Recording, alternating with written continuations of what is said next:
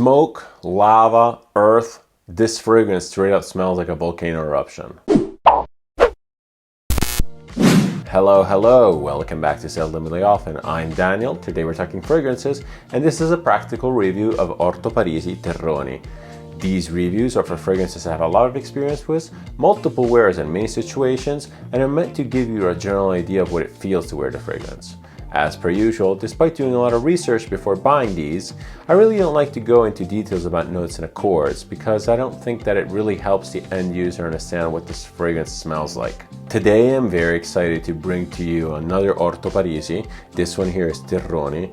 It's one of the heavier scents from Orto Parisi, and it straight up smells like a volcano, as I said in the intro. Orto Parisi, the sister brand of Nasomatto, is the other brand of Alessandro Gualtieri, the genius Alessandro Gualtieri, I might add.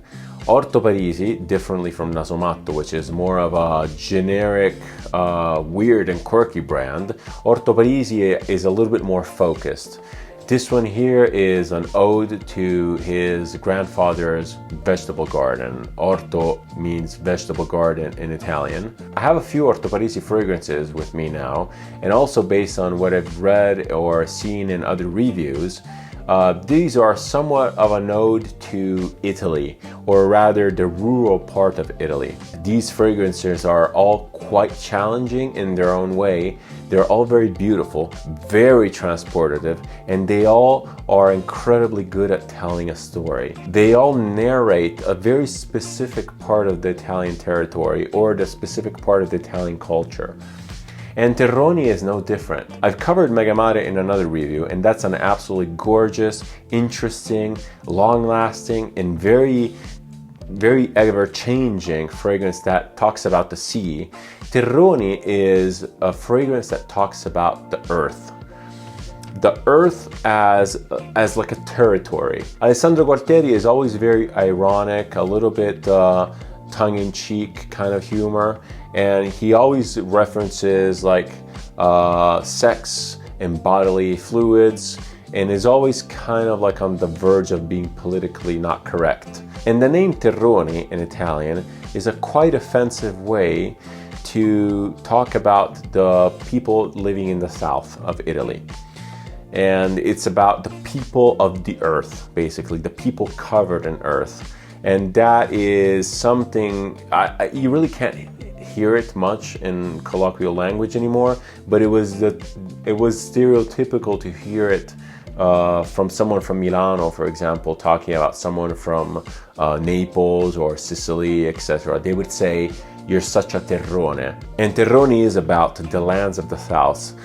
These lands from Rome below, let's say, are home of a lot of volcanoes. So there's a lot of that. There's a lot of volcanic rock. There's a lot of black earth that's very rich in nutrients. There's a lot of agriculture, a lot of farmlands, and the food is amazing, by the way. And it's actually a really interesting place to go visit. Very rural. But before we get into the scent profile, let's talk about the presentation. As per all fragrances from Alessandro Gualtieri, I think I have a little bit of a soft spot. The presentation on all of them is exquisite. He really is a genius of marketing. He knows how to package a concept and how to make it sell. All Orto Parisi come in the same shaped bottle. They all come in the same style box, which by the way is absolutely beautiful because it's this cardboard, very simple, very rustic, origami style box, which hilariously enough, upon opening it, it kind of resembles an asshole. And Orto is also Spanish for butthole, so there is also that line of irony there. But the box is really interesting. It's very simple yet refined. It's very thought out. The bottles, they all look the same. I really like the way they look, just because they look like these kind of like old school chemistry vials somehow. The caps are all different for the fragrances, and Terroni is no different from the other ones. It's this like dark metal oxidized cap, and on the top of it there is actually a real volcanic rock embedded there, just to symbolize the earthiness of it. The atomizers on both the Orto Parisi and the Nasomatto are really good. Let's give it a spritz. I'm only giving it 1 because this is potent, and all of Orto Parisi fragrances are very, very potent. So don't be afraid of the 50 ml here, and they only come in 50 ml. But these are all extract de parfum, and they're very, very strong. 50 ml in this case goes a long way. Just topping off the presentation aspect of it, I mean, I think that really the marketing, the way the fragrance is advertised, a lot of Alessandro Guartieri is marketing.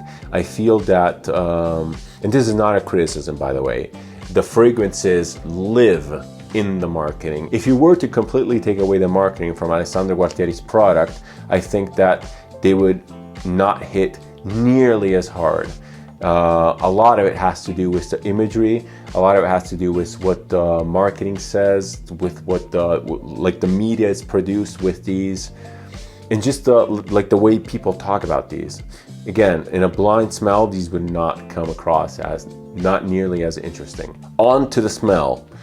Terroni is a beastly fragrance. It's a very dense, dark fragrance.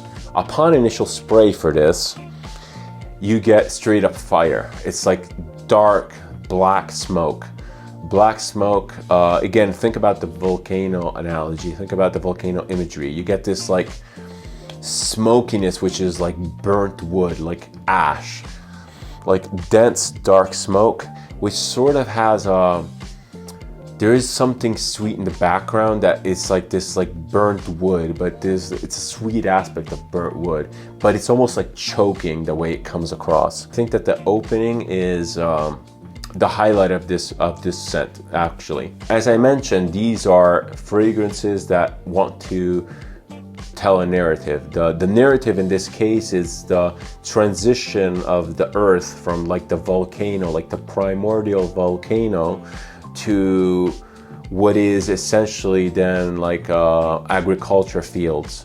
So it's that sort of transition. So imagine going from this incredibly high heat, smoky blast of pungent, sweet, nostril-filling dark smoke to it sort of mellows out, and it kind of ends up in this earthy, dense, dirty, oody, kind of like fecal-ish type of like mixture of earth and leaves and wood. And so it's basically like the soil. Alessandro Guartieri does not disclose notes for fragrances. So whatever you see on Fragrantica is stuff that the users came up with. The notes that you read on Fragrantica for this, I don't feel reflect what the actual smells like is at all.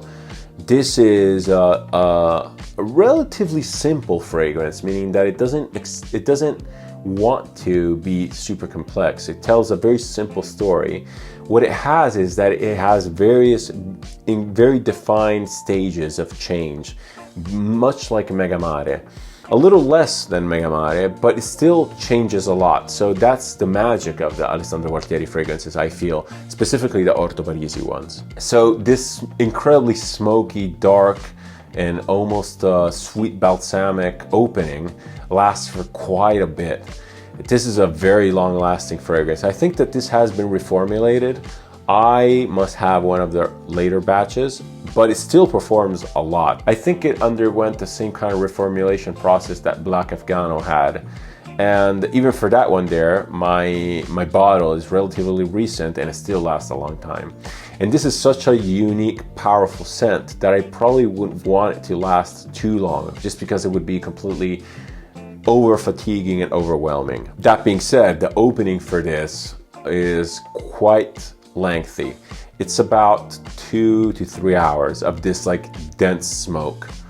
And after that sort of starts fading, you get a lot more woods. You get a lot more of a woodiness, and the transition between like a burnt wood to a more fecal, maybe barnyardy oud.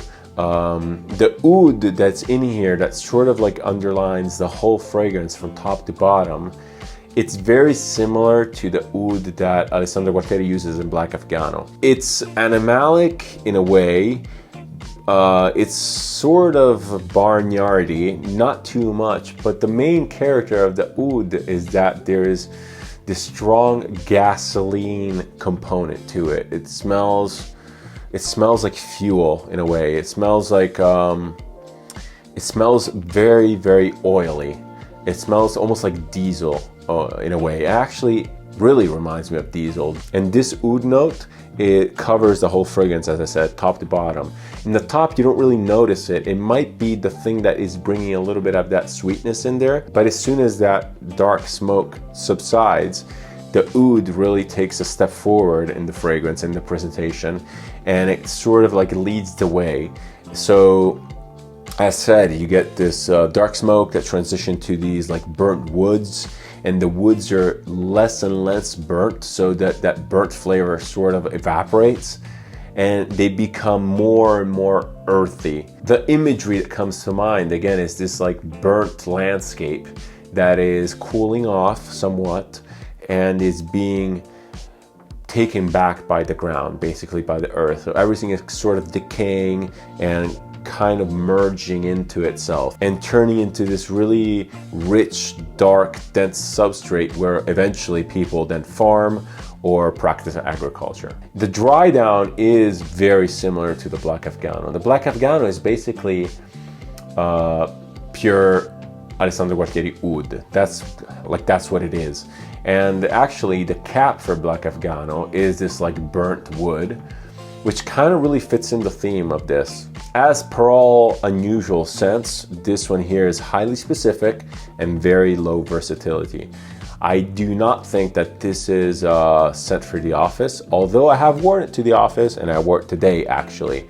Today was an especially cold day, so it was still good, and I wanted to get one last wear before summer of this. But I do think that this is kind of a dare for an office type fragrance, just because it's so distracting. It's really not easy to ignore, and people will be giving you the looks. It's like, what's that smell? It's not your typical fragrance or perfumey smell at all. Season wise, the density of this makes it a difficult wear in the summer, to be honest. I can't really picture this being good for heat. It's just so oily, so dense, and the scent profile, I think it would completely explode in the heat, so not really recommended. Do I recommend Orto Parisi Terroni? So this one here falls into the spectrum of weird blind buys for me.